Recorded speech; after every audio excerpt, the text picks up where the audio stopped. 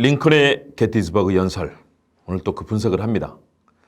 역사적으로 큰 성공을 거뒀던 교과서와 같은 역사적 연설입니다.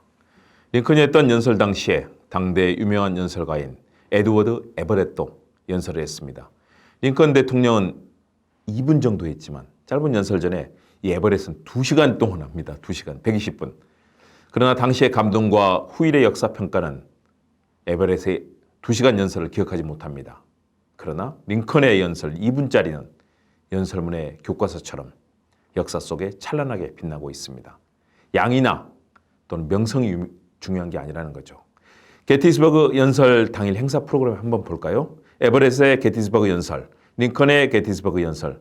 이것은 당시 윌스와 장례 위원회에 의해서 이제 당일 행사 프로그램 속에 들어가 있습니다. 그날 프로그램 순서 한번 볼까요? 브릭필드 밴드가 이제 처음에 음악을 연주하는 거죠. 그리고 레버랜드 스톡턴 목사님의 기도가 있었습니다. 해병 군악대 음악이 이어집니다. 그리고 에드워드 에베렛이 2시간 동안 연설합니다. 그리고 비비 프렌치 작곡의 음악이 울려 퍼집니다. 그리고 미 합중국 대통령 링컨의 헌정사가 2분 동안 이어지고 상황에 따른 장송곡 울려 퍼집니다. 그리고 레버랜드 보거 목사님의 또 이런 축성식이 이어집니다. 두 사람은 당시 행사의 의미를 생각하며 중간에 멋진 연설합니다. 먼저 에버렛이 했죠. 모두 좋았습니다. 그러나 역사는 링컨의 연설을 기억합니다. 세계적인 역사적인 정말 중요한 장면으로 기억합니다. 안녕하세요. 김원국TV 시사도민고 김원국 교수의 스피치 횡단열차 힘차게 출발합니다. 김원국TV의 시사도민고는 우리 사회의 주요 현안을 분석하고 해법을 제시하는 유튜브면서 동시에 이 시대를 살아가는 사람들에게 좋은 생각을 나누는 기분 좋은 유튜브입니다. 많은 관심, 응원, 참여, 좋아요, 댓글, 공유, 구독과 알림 설정 부탁드립니다. 자, 두 사람 에버렛과 링컨은 선의의 경쟁이 되는 연설을 했습니다. 경쟁도 아니었겠죠? 자기 순서에 의해서 연설을 한 거죠. 결국 역사의 명연설로 남겨진 것은 2시간의 에버렛이 아니라 2분짜리 링컨의 짧은 연설이었습니다. 그러나 당시에는 게티스버그 연설로 알려진 것은 역시 잊혀진 2시간짜리를 했기 때문에 더 기억에 남았겠죠. 에버렛의 연설 13,607단어입니다. 300단어도 안 되는 링컨과 비교해 보십시오. 이렇게 시작됩니다. 이번에 마지막 노동을 지켜보는 잔잔한 가을 하늘 아래 엘레겐이 산맥이 굽어보는 아래에서 우리 형제들의 무덤이 발밑에 있습니다. 저는 머뭇거리며 미약한 목소리로 신과 자연 아래 주신 고귀한 침묵을 깨고자 합니다. 하지만 이는 여러분께서 제게 주신 의무입니다. 여러분 너그러이 허락해 주십시오. 그리고 여러분의 동정을 바랍니다. Standing beneath this serene sky, overlooking these broad fields, now reposing from the labors of the waning year, the mighty Alleghenies dimly towering before us, the graves of our brethren beneath our feet. It is with hesitation that I raise my poor voice to break the eloquent silence of God and nature. But the duty to which you have called me must be performed. Grant me, I pray you, your indulgence and your sympathy. 그리고 2시간 뒤에는 이렇게 에버렛은 마무리를 합니다. 그러니까 2시간 동안 나머지 연설이 쫙 있습니다. 하지만 저는 단연히 확신하건대 우리가 이 순교한 영웅들의 제 아래 작별을 구하는 동안 문명 세계에서 생긴 이 거대한 전쟁은 우리나라의 가장 영광스러운 기록으로 남을 것입니다. 이 게티스버그 전투에 관한 모든 기록보다 빛나는 페이지는 없을 것입니다. But they, I'm sure, will join us in saying, as we bid farewell to the dust of these martyr heroes, that wheresoever throughout the civilized world the accounts of this great warfare are read, and down to the latest period of recorded time, in the glorious annals of our common country, there will be no brighter page than that which relates the battles of Gettysburg. 링컨의 연설은 다릅니다. 링컨의 연설도 먼저 영어로 보겠습니다. Fourscore and 7 years ago, our fathers brought forth on this continent a new nation, conceived in liberty and dedicated to the proposition that all men are created equal. Now, we are engaged in a great civil war, testing whether the nation or any nation so conceived and so dedicated can long endure. We are met on a great battlefield of that war. We have come to dedicate a portion of that field as a final resting place for those who here gave their lives that that nation might live. It is altogether fitting and proper that we should do this. But in the larger sense, we cannot dedicate, we cannot consecrate, we cannot hallow this ground. The brave men, living and dead, who struggled here, have consecrated it far above our poor power to add or detract. The world a little loud no longer remember what we say here, but it can never forget what they did here. It is for us, the living, rather to be dedicated here to the unfinished work which they who fought here have thus far so nobly advanced.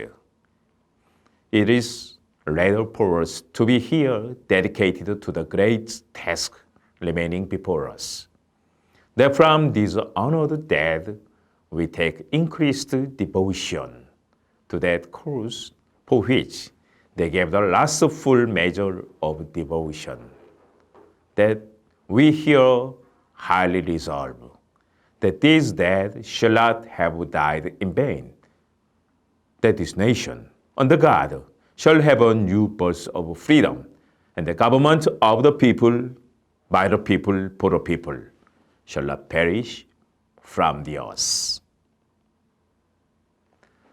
87년 전 우리 선조들은 자유라는 이념으로 이 땅에 새로운 나라를 세웠고 인간은 모두 평등하게 태어났다는 믿음을 위해 헌신했습니다.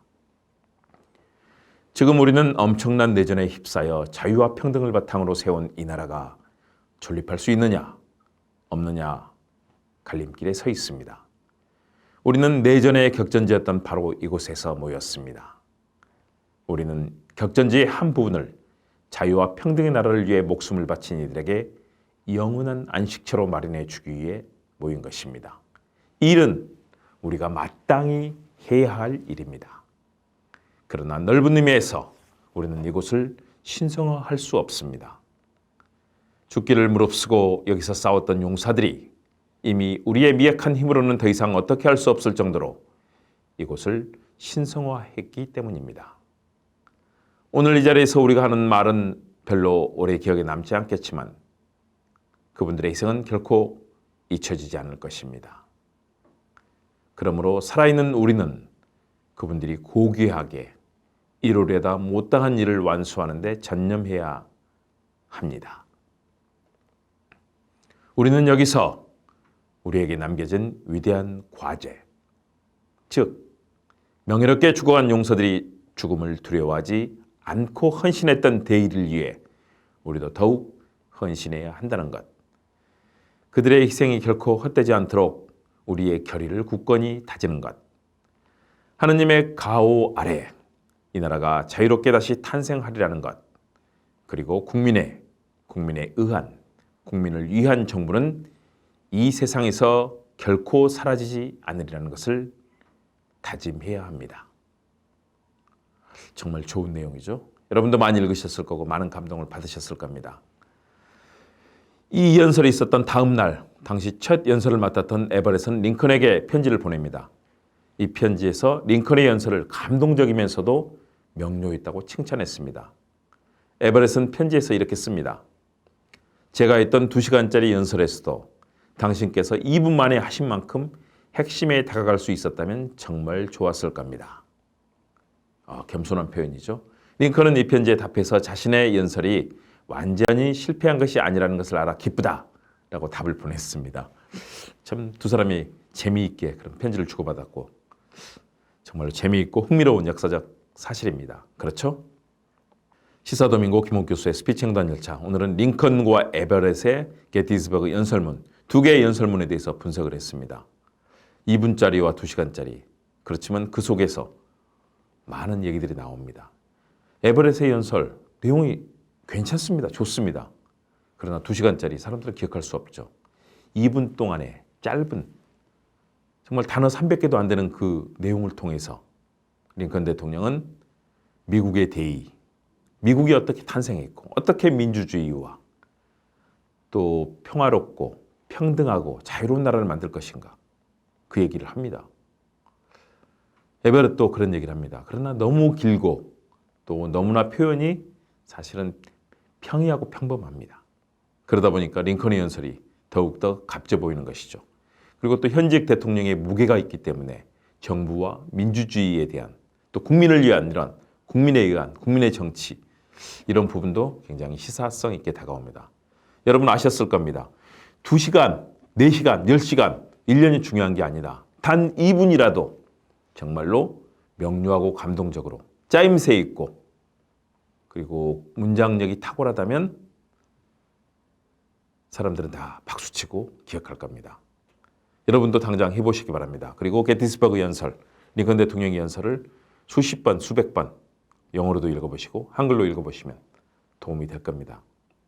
대신에 반드시 소리를 내서 그리고 복습, 호흡을 하고요. 띄어읽기를 또 잘해야 됩니다. 문장의 구성에서 길이가 짧든 굵든 간에 그 문장의 구성 요소들이 있습니다. 그래서 쉼표가 있는 곳은 또 반드시 끊어서 읽어야 됩니다. 그리고 어떤 구절에 있어서 명사구 또는 부사구, 형용사구가 있는데요. 구나 절 이런 부분을 잘 보고 끊어읽는 것도 중요합니다.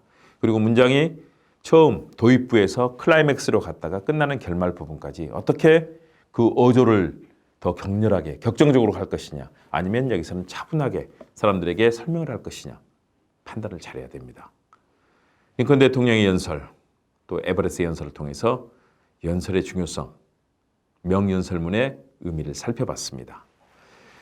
시사도민고 김홍국 교수의 스피치 횡단열차 김홍국 TV 여러분 많이 사랑해 주시고요. 링컨 대통령의 리더십과 역사, 스피치, 말하기도 잘 살펴보시면 여러분께 도움이 될 겁니다. 다음 시간에 뵙겠습니다. 여러분 감사합니다.